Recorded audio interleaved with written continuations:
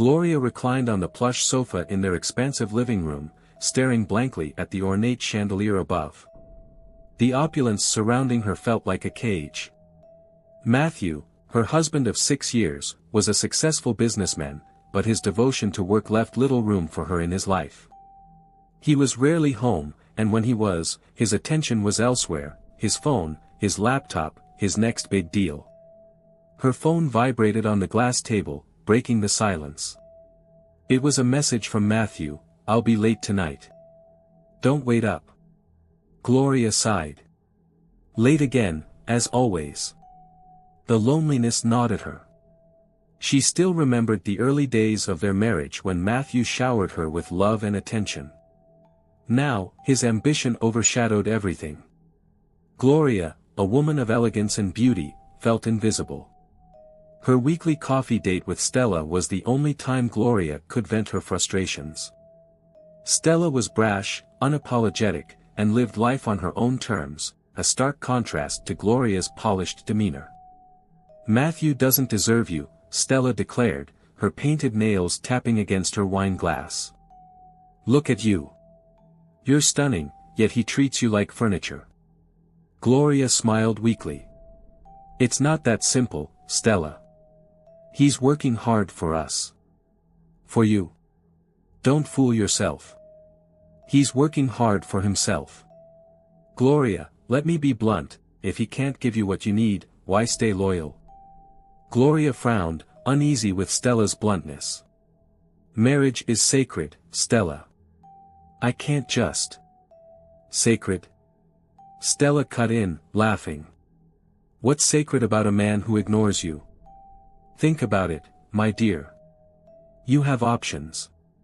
The words echoed in Gloria's mind long after Stella left. Was Stella right?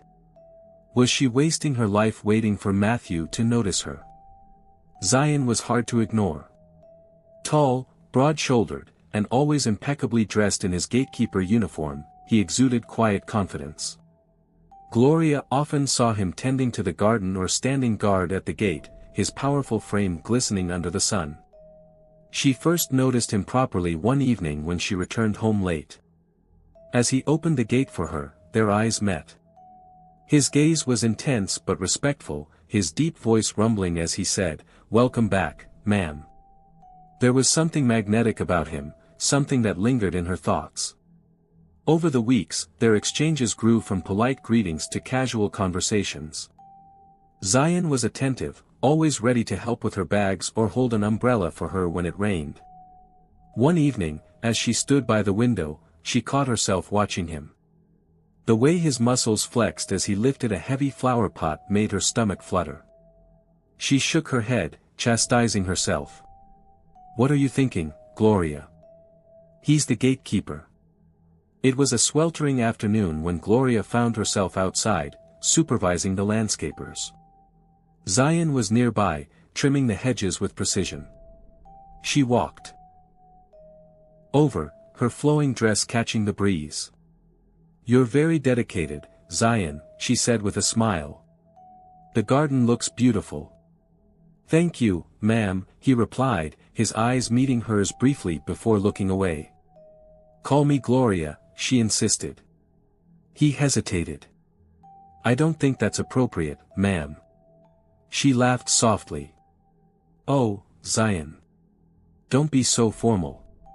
The air between them felt charged. Gloria found herself lingering, enjoying the way his presence made her feel seen. When she accidentally spilled water on her dress, Zion quickly offered his handkerchief. An unspoken tension passed between them. Days turned into weeks, and the boundaries between Gloria and Zion continued to blur. It began with innocent talks, and all then came the late-night chats by the garden, where they shared stories about their lives. Gloria felt alive. Zion listened to her in a way Matthew never did. He made her laugh, made her feel beautiful. One evening, after a particularly heated argument with Matthew, Gloria found herself standing outside Zion's quarters. He opened the door, surprised to see her. "Ma'am, is everything okay?" he asked. She didn't answer. Instead, she stepped inside, her emotions boiling over. "Do I look okay, Zion? Do I look happy?" He didn't respond, but the look in his eyes spoke volumes. In that moment, everything changes. Zion, hesitant at first. Their penciling was electric, and Gloria felt something she hadn't felt in years. Everything changed that day. Gloria and Zion's became a secret they guarded fiercely. They stole moments whenever they could, a penciling in the hallway, behind the garden shed. Gloria felt alive, vibrant, as if she had been awakened from a long sleep. Meanwhile, Matthew remained oblivious. He was busier than ever, traveling for weeks at a time. Gloria began to subtly encourage his trips, knowing that his absence gave her and Zion more freedom. But the secrecy weighed heavily on Zion. "What if we get caught, ma'am?" he asked one evening. "Stop calling me that," Gloria replied, "just trust me." Matthew began to notice changes in Gloria. She was no longer desperate for his attention, in fact, she seemed almost indifferent. She dressed more provocatively, her confidence radiating. One evening, as they sat at dinner, Matthew studied her. "You seem different," he said cautiously. "Do I?" Gloria replied, sipping her wine. "Maybe I've just stopped worrying so much."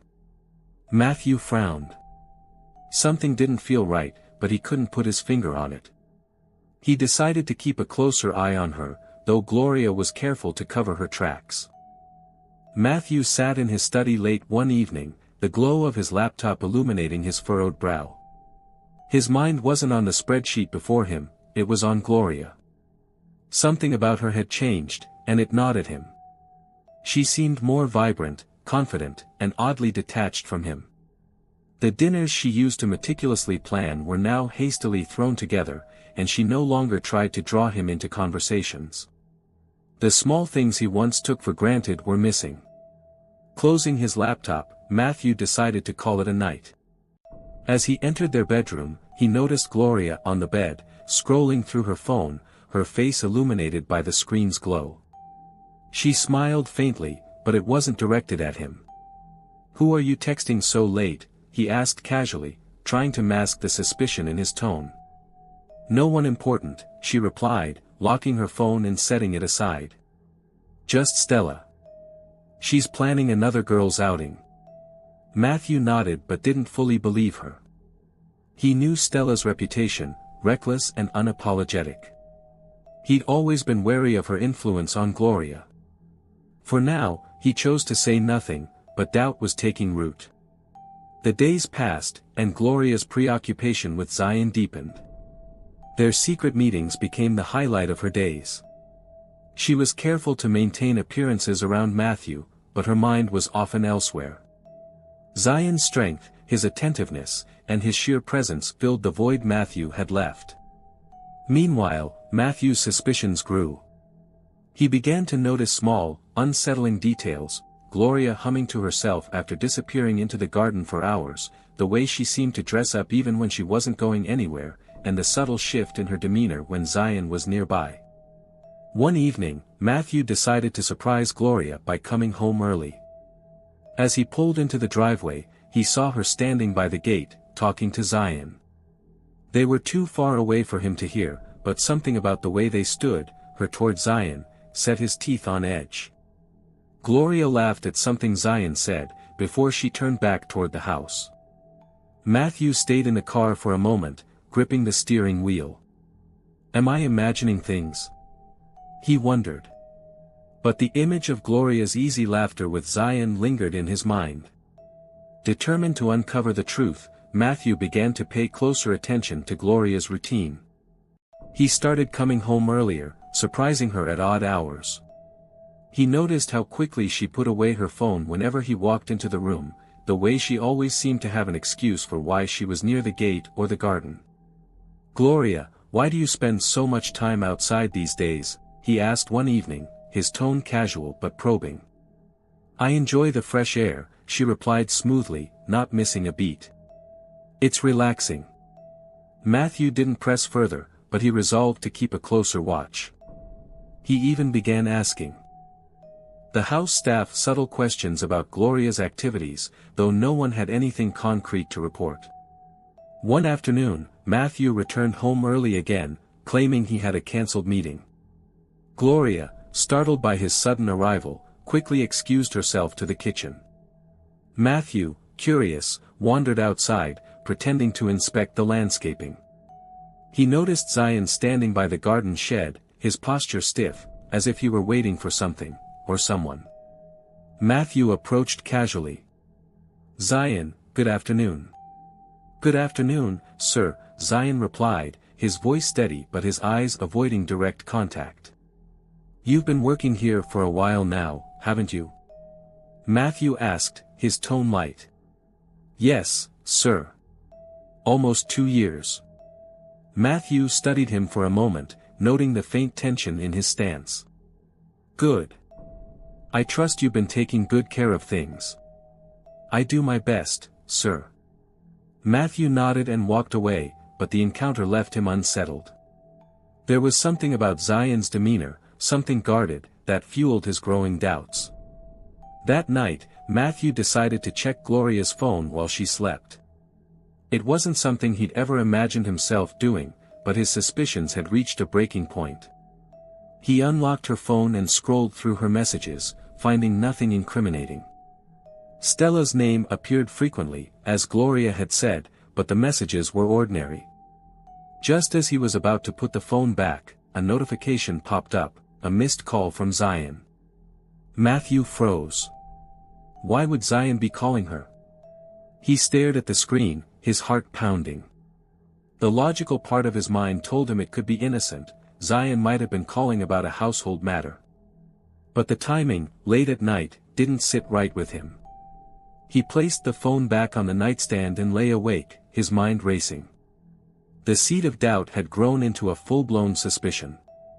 The next morning, Matthew couldn't hold back any longer. At breakfast, he broached the subject carefully. "Do you speak to Zion often?" he asked, feigning casual interest. Gloria looked up from her plate, surprised by the question. "Not really." "Why?" "I noticed he called you last night." Gloria's heart skipped a beat, but she kept her expression neutral. "Oh, that? He probably had a question about the gate or something. I'll ask him later." Matthew nodded, but he wasn't convinced. Her answer felt too rehearsed, too smooth. He decided not to press further, knowing that pushing too hard might make her more careful. Driven by suspicion, Matthew took a drastic step. He installed discreet security cameras around the house, focusing on the garden and the gate. He justified it to himself as a precaution, a way to put his doubts to rest, or confirm them. Days turned into weeks, and Matthew watched the footage religiously. Most of the time, there was nothing unusual. Gloria and Zion maintained their distance, their interactions limited to polite exchanges. But every now and then, Matthew caught subtle moments. A lingering glance, a shared laugh, and other things. They weren't damning on their own, but they painted a picture that fueled his fears. Matthew's behavior became increasingly erratic. He started snapping at Gloria over minor things, his frustration bubbling to the surface. Gloria, sensing his unease, became more cautious. She started limiting her interactions with Zion, fearing that Matthew was growing suspicious. "Is everything okay with you, Matthew?" Gloria asked one evening, her voice soft. "Why do you ask?" he replied, his tone sharper than he intended. "You've been distant lately. Is something wrong?" Matthew hesitated. He wanted to confront her, to demand answers, but he held back. Instead, he forced a smile. "I've just been stressed with work. Don't worry about it." Gloria nodded, but the tension between them was palpable. Gloria sensed the shift in Matthew's demeanor. His sudden attentiveness, the way he seemed to linger in rooms where she was, and the random questions he asked all pointed to one thing: he was growing suspicious. The thought sent a chill down her spine. She couldn't afford for him to find out about Zion. Not yet. Her first step was to distance herself from Zion, at least outwardly. When Matthew was around, she made a point to avoid being near the gate or the garden. She limited their interactions to brief, professional exchanges, making it appear as though nothing had ever been amiss. Inside, she hated the coldness she had to feign, but it was necessary. When Zion asked her about it one evening, she explained in hushed tones, "Matthew is watching me closely. We have to be careful." Zion nodded, though his eyes betrayed frustration. He didn't like the idea of being treated as a secret, but he understood the risks. Gloria began to build a narrative to explain away any suspicions Matthew might have. She started spending more time with Stella, ensuring her outings with her friend were well documented. Photos, social media posts, and even receipts were carefully collected to create an airtight alibi. Stella, ever the loyal conspirator, was more than willing to help. "If Matthew asks, just tell him we've been out shopping or having lunch. Men like him never dig too deep," she said with a smirk. Gloria nodded, though the weight of the deception was beginning to wear on her. Every lie, every carefully constructed story, felt like a piece of herself slipping away. But she told herself it was worth it. Matthew had driven her to this, hadn't he? Zion, meanwhile, was growing restless. The secrecy, the stolen moments, the constant fear of being caught, it was starting to take a toll on him. He confronted Gloria one evening when she visited him under the cover of darkness. "How long do we have to keep this going around like this?" he asked, his voice low but intense. Gloria sighed, running a hand through her hair. "As long as it takes. Matthew is already suspicious. If he finds out." "He doesn't care about you, Gloria," Zion interrupted, his frustration bubbling over. "He's too busy with his work to even notice you most of the time. Why are you so afraid of him?" Gloria didn't answer immediately.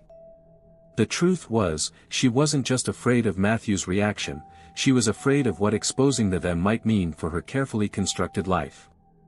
The wealth, the status, the security, it all depended on Matthew. Losing him wasn't an option. "We just need to be patient," she said finally, though the words felt hollow even to her. That day she still collected his pencil. Matthew, still grappling with his suspicions, decided to test Gloria. One evening, he announced a sudden business trip. "I'll be gone for a few days," he said casually over dinner. Gloria's heart leapt at the opportunity, but she forced herself to remain calm. "Oh. Where to?" "Abuja. Just some meetings. I'll leave tomorrow morning." "That's short notice," Gloria said, keeping her tone neutral. "Do you need me to help you pack?" "No, I've got it," Matthew replied, studying her reaction closely. He was looking for signs of relief or excitement, but Gloria's expression remained perfectly composed. The next morning, he left as planned but doubled back to the house an hour later, parking his car down the street and slipping inside unnoticed. He wanted to see what Gloria would do when she thought he was gone. Unaware of Matthew's presence, Gloria wasted no time. She sent a message to Zion, "Come to the house. We need to talk." Within minutes, Zion appeared at the back door, and Gloria let him in. Matthew, hidden in the shadows of the upstairs landing, watched as Gloria led Zion into the living room. His heart pounded in his chest, though he couldn't yet hear what they were saying. He strained to catch snippets of their conversation. "I don't like this, Gloria," Zion was saying. "It's too risky."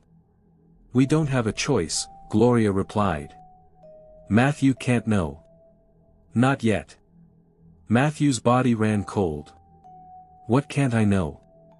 He leaned forward slightly, trying to get a better view, but in doing so, he knocked over a small vase on the landing.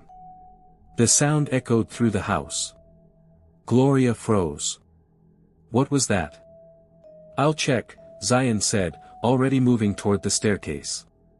Thinking quickly, Matthew slipped into the guest room and closed the door behind him.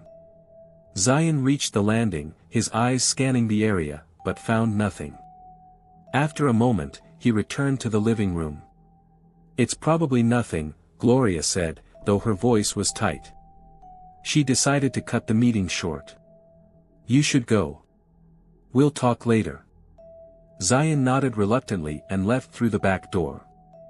Gloria, now on edge, locked the doors and drew the curtains, her heart pounding. She couldn't shake the feeling that something was amiss. Matthew stayed hidden until Zion had left, then quietly exited the house and drove away. His suspicions were no longer mere inklings, he was certain now that something was going on. But he didn't have enough proof, not yet. He resolved to play the long game, observing Gloria more closely and gathering evidence before confronting her. Over the next few days, he pretended as though nothing had happened. He resumed his usual routine, but his demeanor toward Gloria became subtly colder. He asked more questions, paid closer attention to her movements, and made excuses to stay home more often. Gloria, sensing the shift, doubled down on her efforts to appear innocent. She became more affectionate toward Matthew, cooking his favorite meals and initiating conversations about his work. But beneath the surface, both of them were playing a dangerous game of deception and suspicion. Matthew's patience had worn thin.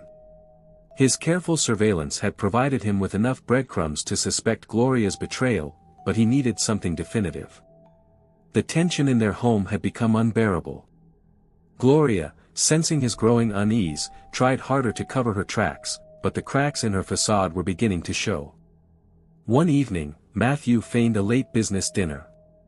He acted nicely to Gloria, noting the way her expression briefly brightened as he walked out the door. He drove around the block and parked his car discreetly, walking back to the house on foot. From his vantage point outside the living room window, he waited. Inside, Gloria was pacing. She glanced at the clock, her heart racing. Matthew's absence gave her the freedom she craved, but the weight of her actions bore down on her. Still, the allure of Zion was too strong to resist. She sent him a text, "Come to the house. Now." Zion arrived within minutes, entering through the back door. Gloria greeted him with the usual, "The pencil she noticed is bigger now," and neither noticed the faint sound of the front door unlocking. Matthew stepped inside silently, his heart pounding. He followed the muffled sounds of laughter and whispers to the living room. What he saw made his body run cold. Gloria with his pencil in her hands, the way she held it was so clear for him to misunderstood. "Gloria," Matthew said, his voice low and trembling with fury. Gloria and Zion froze, their eyes wide with shock. The room fell into an oppressive silence. Matthew's presence was like a storm cloud, dark and foreboding. "Matthew, I can explain," Gloria began, stepping toward him. "Explain?" Matthew's voice rose, sharp with betrayal. "Explain what, Gloria?" "That I've been working day and night to give you this life, and this is how you repay me." "With him?" Zion, realizing the gravity of the situation, stepped forward. "Sir, I..." "Don't," Matthew snapped, cutting him off. His glare was enough to silence Zion. "You don't get to speak." Gloria's initial shock gave way to defiance. "You want to talk about repayment, Matthew? What about the years I spent feeling invisible?